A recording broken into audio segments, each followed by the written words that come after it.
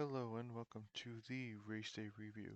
I am JoJus19, the lead Nascar writer for LineStar, a leading daily fantasy sports analytics company. Welcome back. This is the first race post-COVID. Before we even get into anything, it's not even post-COVID, but the first race where everyone is coming back from a 10-week layoff. I hope everyone stayed safe out there. I'm pretty much in the front lines in New York, so I've been keeping myself busy this entire time. I've been safe, that's nice, but I've lost a lot of friends, I've lost a lot of family members, I've lost a lot of customers at my store. So the pretty big impact over here. I hope everyone out there stayed safe, their family stayed safe, and if not, I want to offer my condolences. Um, I wrote in the article this week that everyone has a different political view about this whole thing, um, but unfortunately, people are politicizing things that shouldn't be. And the long and the short of it is, there are a lot of people out there now. There are a lot more people out there in February that aren't here now, and we just got to be there for the families, be there any way we can, and everything else will shake down in the end. But that's my spiel for that, and we're going to jump right into the race.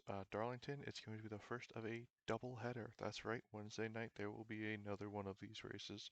A little bit shorter, but we'll get to that.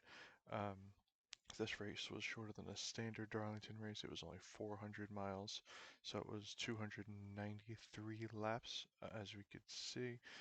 Pretty exciting. I enjoyed it. There didn't go the exact way I planned. I had the idea right, just the execution wasn't perfect as we will go. Hopefully you guys noticed that we have a new setup here. Let's try to spruce it up a little bit, make it a little better to look at. I still have my face on here, so that's unfortunate for anyone involved, but at least I have some other things to stare at while we're out there. Get a little through the weeks I will try to update this also. But let's dive right into the race. Starting, what were we looking for going into Darlington?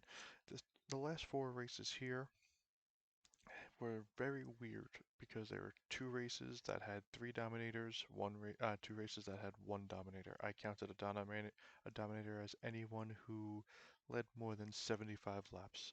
So there are two races where at least one driver led 200 laps, or one was like 180 and one was two something. And then there were two other races where we had three drivers lead more than 75. We had two in the hundreds and one in the 75s. This actually turned out to be a two dominator race, and I picked one of them.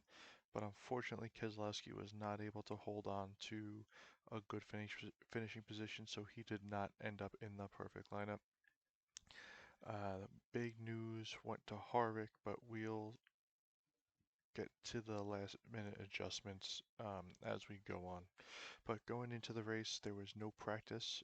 Practice times are so important for DraftKings, FanDuel, for any daily fantasy sport. So it was really difficult to really see what we wanted to do. You can make an idea of how you want to build a team, but I didn't feel good about it at all. Um, there's just it was a difficult week to figure out what we wanted, and people made out like this was the biggest week of DraftKings, the biggest handle they've had of any uh, of their and DraftKings any daily fantasy sports, and the second biggest for any of their sports books. I think the sports book this year did better with Daytona, but this was, I mean, it was a big weekend for them. So there's money, a lot of money out there to win. Unfortunately, it was just, it didn't feel easy entering into these contests. Hopefully, going into the Wednesday night contest, we'll have a little more information because Harvick's running the same car that he ran. Um, so a lot of these drivers will know at least the setups. They'll know how to go into the turns, how their car's going to react a little bit better. So I wrote in the article that I would prefer that people spent a lot more money on Wednesday. The contests aren't as big. They were released a lot of them, so there is another $1 million contest, but now it's a $12 buy-in instead of a $10 buy-in. But the contests are a little bit smaller on Wednesday, but we'll have more data, more information for us to base our opinions on so that we don't have to just take a straight crapshoot. But that's a lot of spiel about what's coming up, not what happened last night. So the Dominators we went over, then it was kind of a weird thing that I'm not really too sure what we wanted here. Um, it was kind of all over the place. You had drivers that only picked up a handful of spots, and many, as few as 5, as many as 10 or 20. So if we didn't think a driver could dominate, what I was looking for someone to at least pick up 5 to 10 spots. I know that's a broad instance, but there aren't a lot of drivers that are able to do that. There are a lot of different places we could have went this week, so we had some options there. Sorry, just making sure that my kid is not awake, because that will cut this very much shorter. But so there aren't a lot of drivers who can pick up that many spots. There were a lot of, and the ones who were very chalky. So there is that. And then to round out the lineups, this is actually, there are a lot of tracks out there that you don't want to play anyone in the discount shelf or the bargain basement, whichever you feel like calling it. I call them the bargain basement guys, anyone under $6,000. Normally, you try if you want to win a tournament, you got to avoid those guys. If you want to cash, if you want to just play it safe, by all means, pick the cheapest driver, starting the furthest back, and that'll give you normally a little bit more money and you can afford some higher price guys. It might not be the optimal build, but it'll be the safest build, and if you're just trying to grind it out week by week, I'm not gonna blame you for doing that. But as far as trying to take down a tournament, usually guys under $6,000, maybe one of them, but this was one of the few weeks that we could actually roster 2 of them, and actually that's what came out this week, is 2 guys under $6,000 in the perfect lineup. So speaking of the perfect lineup, let's start with, I normally start top to bottom, but mm, let's start with Kevin Harvick. Kevin Harvick was starting 6th, but because of a last minute failure of Kyle Busch, a lot of things changed. So I really liked going into it. I was needed 2 dominators. Let's sort this by starting position just to help you out a little bit. So I was looking for 2 dominators and one of them to be on the front row. So my options were Brad Keselowski and Alex Bowman. As you could see, I was pretty heavily invested in Kez because I thought that he would at least be able to lead the entire first stage. Why did I think that? Well, he was starting on the pole.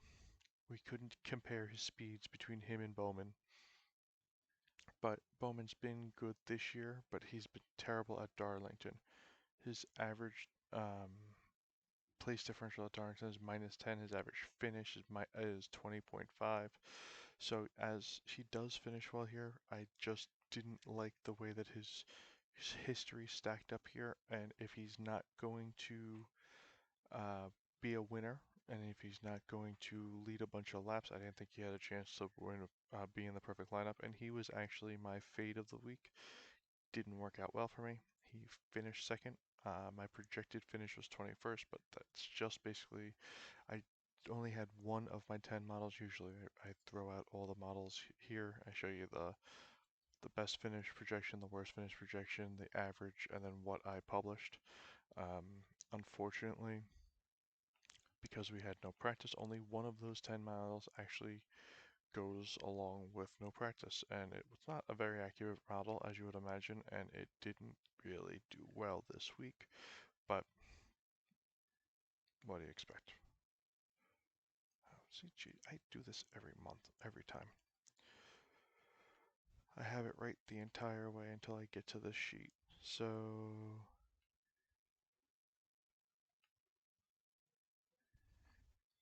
sorry guys, I really should stop doing this. Anyway, those are flipped. We'll have to deal with that in a second. But, so running it by starting position, I liked Kez over Bowman, and I liked him a lot. I figured that at least one of the drivers on the top 2 was going to make it to the perfect lineup. I hedged a little bit with Bowman just to save my ass a little bit. I was way over the field with Kez. I was half the field on Bowman. It still was a profitable day, so it's not the worst thing in the world, but overall, that just wasn't. That was a bad move by me, but I would still do it again because Kozlowski was running in the top five. His average run position for this race actually was fourth. So his average run was fourth. It's just towards the end he faded. I think he had a handling issue, he said afterwards. So you win some, you lose some. If he finished in the top five, I would have had a much better day. But hey, one is money. A win's a win. Now we're back here on Friday, on Wednesday. Jesus, sorry. Bowman stayed up the entire time. He started second, finished second. I think his average run position might actually have been second, third. So he was just fast. He 20% of the fastest lap. So he just had a fast car this entire day. And that was without a lot of the clean air. He had 14% of the laps led and 20% of the fastest laps. So that's just an absolute madman. Good for him. Um, Missed it. That's all I could say about it. So going down to why I started with Harvick. So my I knew my first Dominator was going to be in the front row out of these two guys, Keselowski and Bowman. I thought my next Dominator was going to be Kyle Busch. I wasn't that happy with him, so originally I only had him in 32% of my lineups, but then a late failure made him start to the back, and that took away all of his Dominator potential. Last race here, he started 33rd and was able to lead laps, so always going to be he wasn't going to be a full fade. If another driver, let's say like an Almirola, De Benedetto, Blaney, JJ Yeley is actually supposed to be, um, what's his face? Jimmy Johnson. And then Jimmy Johnson down here is supposed to be JJ Yeley. But if Jimmy Johnson ever decided to fail inspection and start last, there's no way in hell I would have played him being scored from fourth. But Kyle Busch, he deserves some consideration, so I moved him out of all of my big money teams. He was in my $10 lineup. I only ran one of them, and he was out of my in my $10 lineup that was out, and I pivoted him to Harvick, which was worked out well for me, because I thought my dominators were going to be either Kez, Kyle, or Harvick, and then my secondary option would have been I like Bowman and Hamlin as my to round out the top five, and then finally I like Truex as a real outside shot. He didn't get there. That's fine. Keeping my eye on him for Wednesday night. So Harvick again, good history here. Average finish at 5.6, which was one of the best ones there going. Um, Average place differential of 5.6, which is funny. You don't see that too often. Um, Similar tracks, top five, place differential. I had a projected second phase finish, actual finish second, uh, actual finish first. So his average run here was seventh. So I figured he'd stay up front the entire time, and if he had a shot, I read somewhere that he's got one of the best teams for single lap speed going. I ended up so if he just trimmed the car out as a qualifying car from the get-go just to get up front and then make adjustments later. That's what I was hoping for, and I don't know exactly if that's what his mentality was, but it worked out that way for me. One other note forgot to mention why I was so excited for Keselowski to lead the entire first stage is because there was going to be a competition caution at the 30th lap, which there was. It might have been like 31st actually, but the field was frozen after that, which meant that even if he had a long stop and someone like Kyle Busch, who I was assuming was starting right behind him in fourth, had a quick stop because Kyle Busch likes to pick up a whole bunch of spots on pit stops. But even if Kyle beat him off of pit road, they were still going to reset to Kez restarting the race first. So I thought that was a little extra padded bonus for us. Um, it worked out that way. That's exactly what happened. He didn't have to fight off Kyle Busch. He had to fight off Harvick. But that's how we were expecting it to go, and it worked exactly according to plan. So that's why I had a little extra confidence in him. So we touched on Harvick. So we got Bowman and Harvick. I missed. Now we go to the chalk of the lineup. Kurt Busch. This was an area where I really liked. So starting in this area, I told everyone the money was going to be made by in this Eric Jones, Ryan Newman, Kurt Busch, Ricky Stenhouse Jr., and Chris Buescher, and I kind of threw Priest in there. So go to the model just to see. So we go down there. I didn't think anyone, no one was going to play LaJoy. I played none of them. He was very low owned. Uh, Bubba Wallace, I had none of, very low owned. Didn't think so. These guys were all over their head. Newman, I thought was going to be very popular, which he was, 33% and 31%. I figured he had Narrative Street on his side, but his actual finishing positions here haven't been great. So I wasn't impressed, and I was really worried that people were going to go overboard. So I have actually half the field unintentionally. I figured it'd be about 25%. I was going to go 10% under. Um, but I just wasn't feeling the way his average finishing position here was 16th, considering he was starting 21st. It's good, but it's not great. Um, I just didn't like what I saw from him and from his history, so I just avoided him entirely. Kurt Busch was the chalkiest in this field. As you see, I had him in 60%, as far as Eric Jones as 59%. So I wanted to keep them just about even. I thought Jones had a higher ceiling but a lower floor. I thought Busch had a higher floor, but not.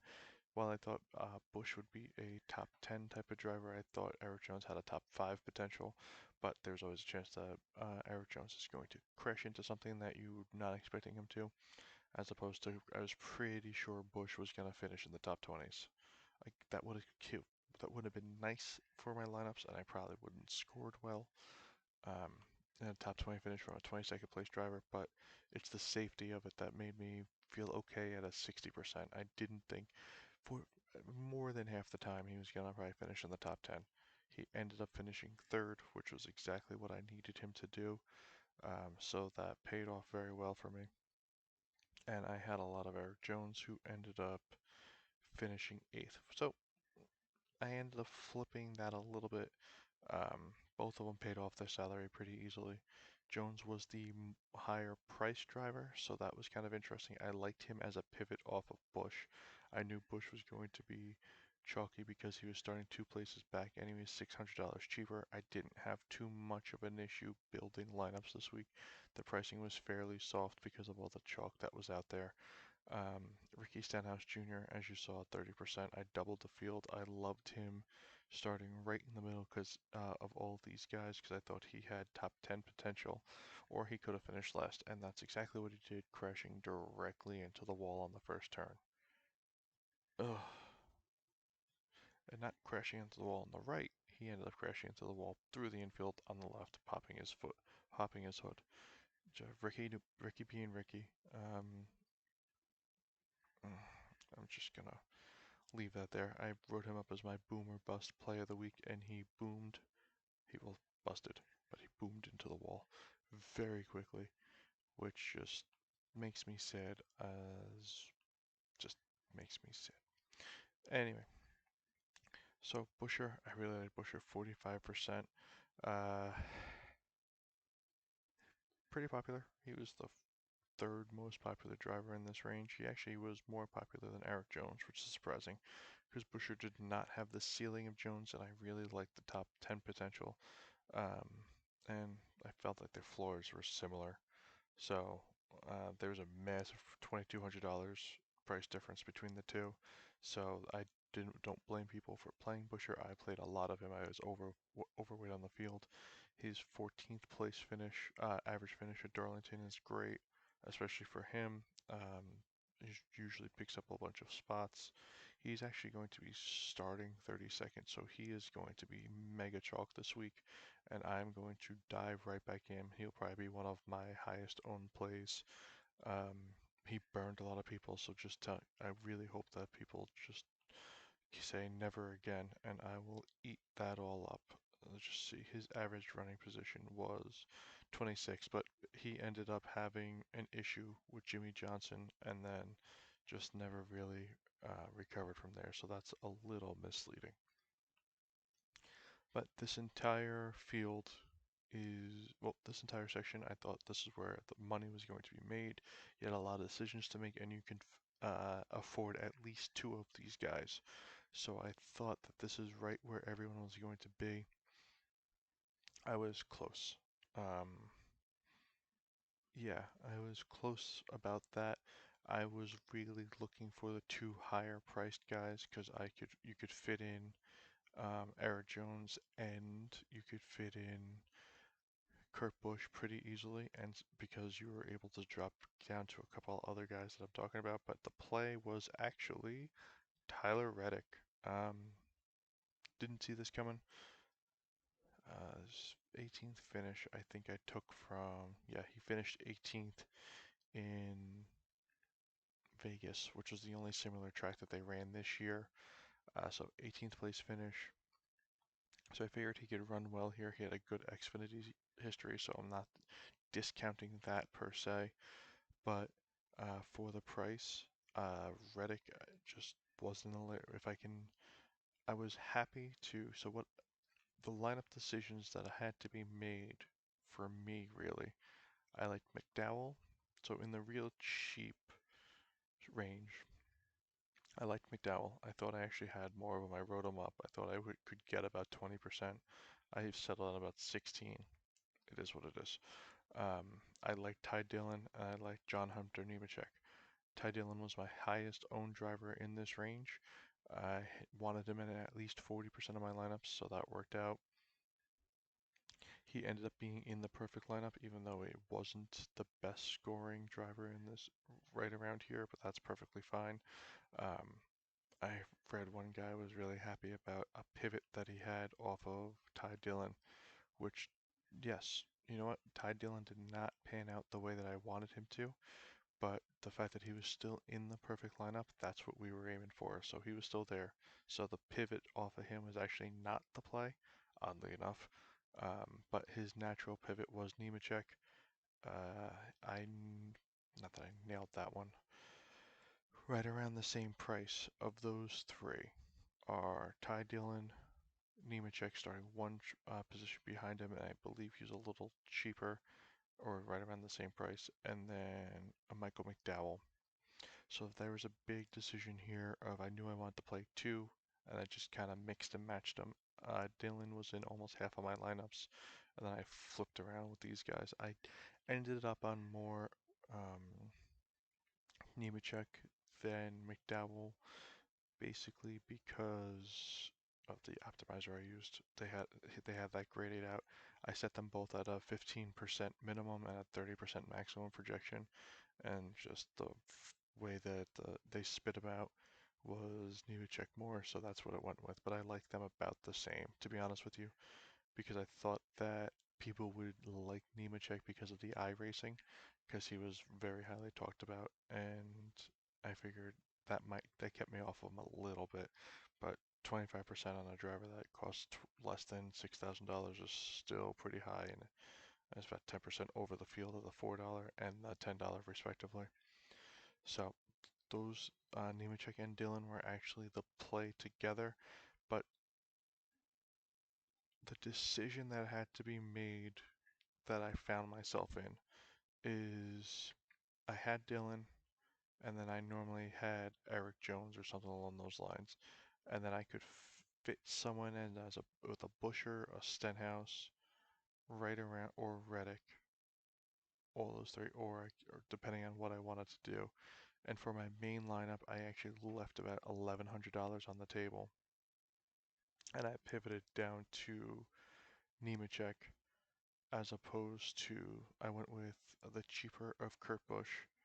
I went Kurt Busch, Ty Dillon, and Nemechek, as opposed to paying up for leaving Nemechek for Ricky Stenhouse, which would have been a massive swing.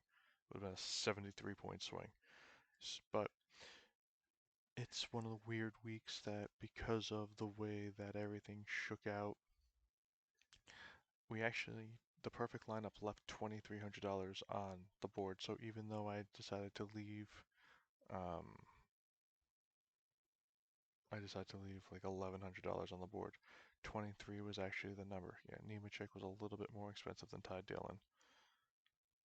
So I had 1,100 to go, and that could have gotten me up to Busher. I had Busher already in my lineup. That could have gotten me up to Ricky Stenhouse Jr. I was deciding on whether I wanted to go for it all with Ricky Stenhouse Jr. or just leave the money on the table with Nemechek, and I went with that.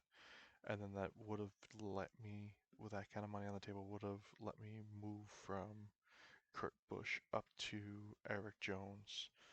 But I went with a more safe route for my main lineup. This isn't my main lineup. This is the perfect lineup, but just the thought process of what goes into all of this that I was able to get. I knew I definitely wanted Keselowski. I knew I definitely wanted Harvick, and then that's where the rest of this kind of shook out. So if you would take Bowman out, take Reddick out, I went with Kez and Busher, and it was pretty much it was the perfect lineup except for those two. And that's the difference between $20 and a share of 200,000. Um, yeah, when you break it down like that, that really sucks. But that's the difference between a share of 200,000 and a $20 lineup in DraftKings in that massive $10 tournament. So that is what it is. But going into the millionaire race, the perfect lineup was the one that won it all. Um, and then, there was a slight variation in the slingshot, only 1 point difference, oddly enough. And because it had Austin Dillon in it instead of Ty Dillon, which you could have, it was a carbon copy lineup of both of them. Um, just it had their own Dillon brother, which is you don't really see very often either. There are only two sets of brothers in the racing right now, but the fact that they were split off by a point and that was the difference between the two is pretty funny. Um, I went through a lot of these. I'm trying to keep it quick because we're going to do another one later. Di Benedetto, another one later on this week for after the second race. Di Benedetto, I did not like whatsoever. I thought he was pack. Oh, he was actually my fade, so I dodged a bullet on that one. That was nice. Either way. So he finished third. Oddly enough, he's going to be starting third again one more time. I actually like his chances to lead considering who he is starting with, but that's another cat. We talked about him. Almirola starting fifth. Went with zero. I have a lot more 0% drivers than usual, and there's really no reason to play any of them. I was actually a lot higher on. Oh, because Jimmy Johnson. I missed these ownership percentages. This whole thing sucks. Jimmy Johnson and JJ Yeley fuck me up every time. It just kills me. Logano didn't really like him. On the odd chance that he became a dominator, I wanted at least 10%. I was way under the field, so if he dominated, I would have been so fucked.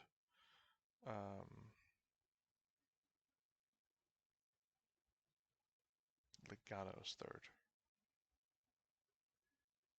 I was looking at the projected finisher position for Matt DiBenedetto, not the actual one. Logano's third. He's going to be an interesting option on Wednesday night. Hamlin finishing fifth is going to start 15th.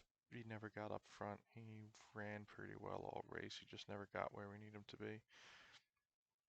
He was part of my pivot. When I took off my Kyle Busch ownership, I split it between Kevin Harvick and Hamlin, thinking that I'm more of a chance of Harvick leading, which is exactly what happened. But yeah, Chase Elliott didn't really feel. Matt Kenseth, narrative street times two. Um, I wrote him up as not having a ton of a ceiling. I thought a top 10 finish was in the cards, but it wasn't going to do much. 38 points for 8,000 just about. I mean, it didn't hurt you. You could cash with that with Kenseth in your lineup, but it wasn't gonna.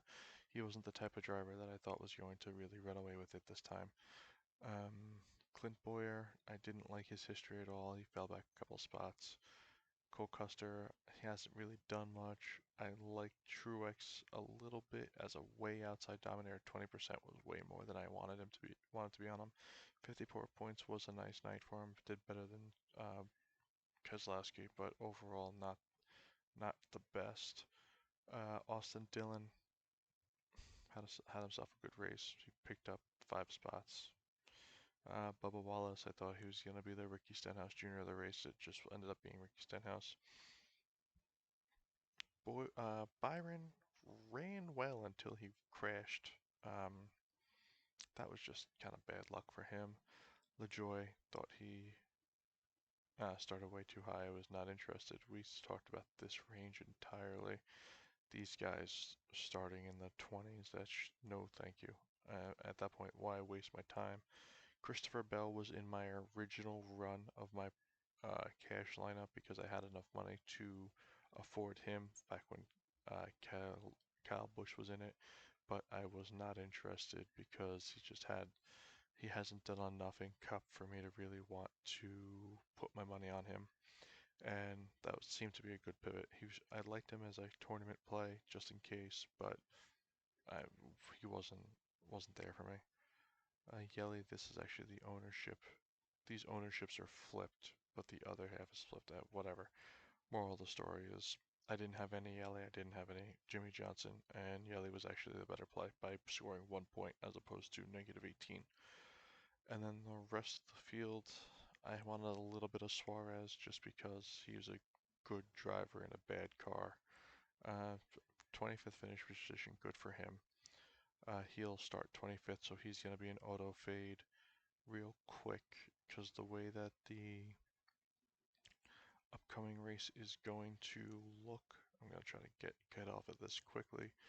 Uh, the field is inverting in the top 20, so Harvick will now start 20th. So on the pole is going to be Ryan Preece, then Ty Dillon. So we're going to look for Joey Logano probably to be our first dominator. And then from there, you might be able to get some Kez, depending on the pricing is. The pricing isn't released. And then from there, 21 on is going to keep their position. So Kyle Busch is going to be fairly chalky, but I worry about his dominator potential. He sliced through the field pretty easily and got himself into the top 10 before he ran into trouble, crashing into shit. So starting 26th, I'll take a couple of stabs at him. They're going to be about 70 fewer laps run Wednesday night, so he's going to have to do his work much quicker. Sorry, thought I heard my son. He's going to have to do his work much quicker, but overall, I like his chances a little bit.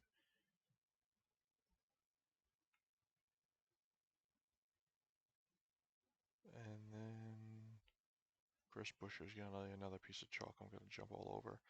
William Byron starting down here. I'm going to want a lot of too. He's also going to be expensive. Jimmy Johnson also. So down here, you're going to have a lot of Jimmy Johnson, Ricky Stenhouse. I probably like Johnson the best out of this group. He's going to be priced appropriately. So it's going to be another chalky week. But that's going to be everything. I kind of ran through it just because of the time restraints and everything. But thank you very much for stopping by, and I will have another one out here for you shortly. Thank you.